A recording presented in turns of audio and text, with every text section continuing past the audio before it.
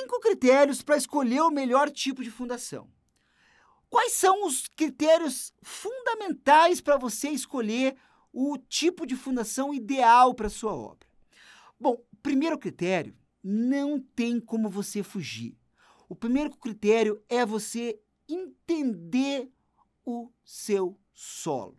É o critério, diria até, o critério principal na hora de você abordar, de você escolher o melhor tipo de fundação. Por que o solo é o primeiro critério? Não adianta, às vezes, você chegar para mim e falar assim, Vinícius, qual é a solução de fundação para um pilar com 12 toneladas? Eu vou te falar, sei lá, meu, como é que eu vou saber? Mas você não é o cara da fundação? Porra, meu, mas se eu não entender o solo que eu vou apoiar aquele pilar, como é que eu vou te dar uma solução de fundação? Então, o primeiro critério na escolha é, sem dúvida nenhuma, a questão do teu solo. Isso é uma variável muito importante, é um critério. Se o solo é argiloso, se o solo é arenoso, dependendo do tipo de solo que eu tenho, a minha escolha acaba sendo conduzida para uma ou outra solução de fundação. Então, o primeiro critério é o solo, tá? Segundo critério, água, a presença da água no nosso solo. Se meu solo é saturado ou não saturado. Veja, as soluções de fundação, elas estão diretamente relacionadas à presença de água ou não. Por exemplo, eu não consigo fazer, por exemplo, uma estaca escavada se eu tenho nível d'água a 3 metros, a 4 metros, e quero fazer uma estaca de 8. Não vou conseguir. Essa água vai acabar impactando, né, na minha execução, vai acabar desbarrancando, e aí eu vou ter um problema muito sério, muito grave, né, na hora de executar. Então, a água, ela torna-se uma variável muito importante. Tá? Então, quando a gente vai... mas eu quero fazer uma sapata. E o nível d'água? Não, ele está com 0,5 metro. Não, mas pera lá, mas tu vai fazer para tu escavar aquele 1,5 metro, digamos, de cota de assentamento da sua sapata. Não, pois é, a gente faz ali uma bomba. Olha, o problema disso é que, normalmente, você não consegue fazer uma boa concretagem, não consegue ter um bom elemento muito que te dê ali uma segurança no que está fazendo, né? E você acaba tendo um resultado não muito adequado. Terceiro critério fundamental, a magnitude de cargas. Ora, pera lá, que tipo de obra que eu tenho? É uma obra para um pavimento, 2, 10, 20, 30, 50... Né? Porque se eu tenho pilares com 5 toneladas ou pilares com 1.000 toneladas, são análises completamente distintas. E quando eu penso em cargas, nesse meu terceiro critério, eu não penso só em carga axial, não penso só em carga de compressão axial.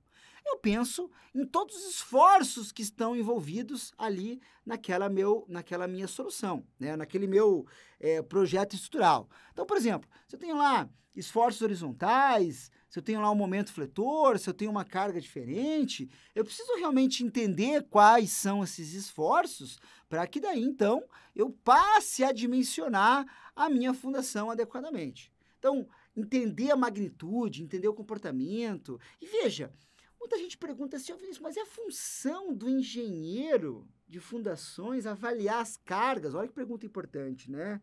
É função do engenheiro de fundações avaliar as cargas, se essas cargas estão certas ou não e tal. Eu vou te dizer o seguinte, claro que é a função do engenheiro avaliar isso. Só que tem um detalhe, o engenheiro, ele não precisa ser o senhor do projeto estrutural, que ele saiba tudo. Não, mas ele tem que ter uma noção.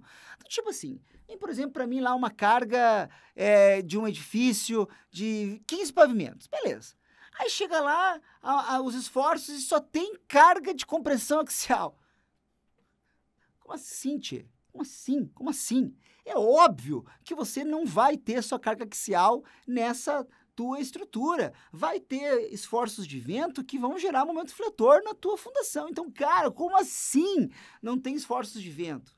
Então, o cara da fundação tem que, no mínimo, ter ciência disso e analisar, pelo menos, né, esses esforços, essa planilha de cargas, esses esforços combinados, para que ele projete corretamente. Então, terceiro esforço.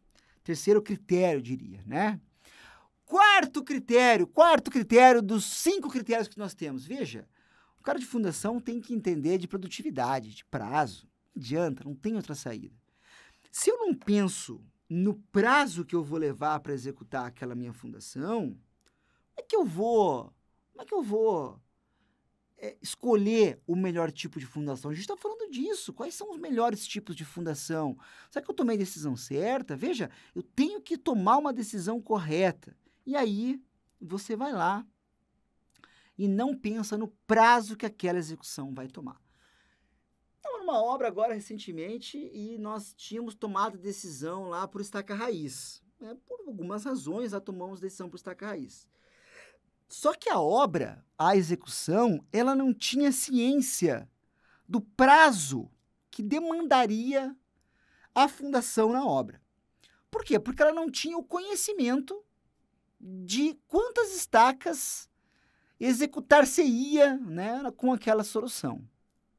E aí, quando eu cheguei na obra, eu falei, olha, vai executar aqui 2 estacas por dia. Eu falei, não, como assim 2 por dia? Não dá, pelo amor de Deus, como assim 2 por dia? Eu fiz um cronograma aqui e tal. Bom, então, olha como pode haver uma desconexão entre a escolha tomada de fundação e o cronograma da obra. Por isso, isso tem que ficar sempre muito claro. Qual é o cronograma da obra? Bom, o cronograma da obra é que a fundação seja executada em 15 dias. Tá bom. Então, para 15 dias eu tenho solução X, Y, Z.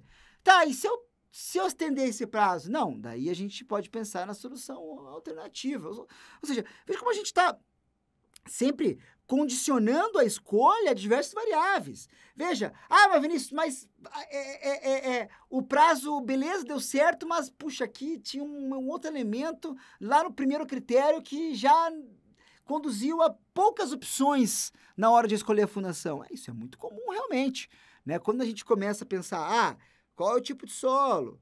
Tem nível d'água? Qual a magnitude dos esforços? Produtividade. Quando você chega no final aqui da tua análise, dos teus 5 critérios, você já praticamente eliminou boa parte dos tipos de fundação. E você vai afunilando. Digamos assim, quero fazer uma fundação, funil largo. Areia, afunilou. Tem água, afunilou mais ainda. Tenho um prazo curto, afunilou. E aí você vai afunilando os tipos de fundação, até que você tome a decisão correta da fundação que você vai executar. Quinto e último critério. Eu deixei ele por último, mas ele é, sem dúvida nenhuma, o primeiro, né? O primeiro critério é o quê? Qual que é o primeiro critério de tudo na vida? Tudo na vida, Vinícius. Quanto é que é essa coxinha aqui? A R$2,50. Porra, R$2,50, homem. Eu pagava 39 centavos lá no bar do seu Antônio, lá há 7 anos atrás. Isso aí, meu amigo. Isso aí, né? Quanto é que custa pra cortar o cabelo? Custa 60 pila.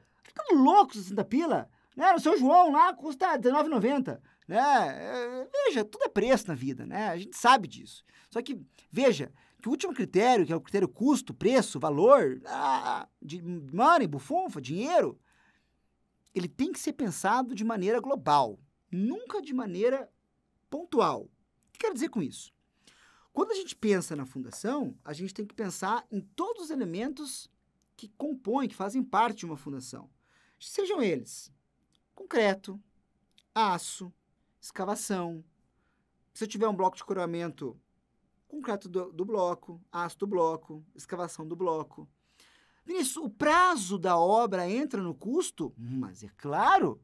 Veja, se uma solução ela leva 2 meses para ser executada e a outra solução leva 1 mês para ser executada, e na minha obra, no meu canteiro, eu tenho lá engenheiro, mestre de obra, encarregado, engenheiro júnior, estagiário, apontador, tem a equipe toda lá.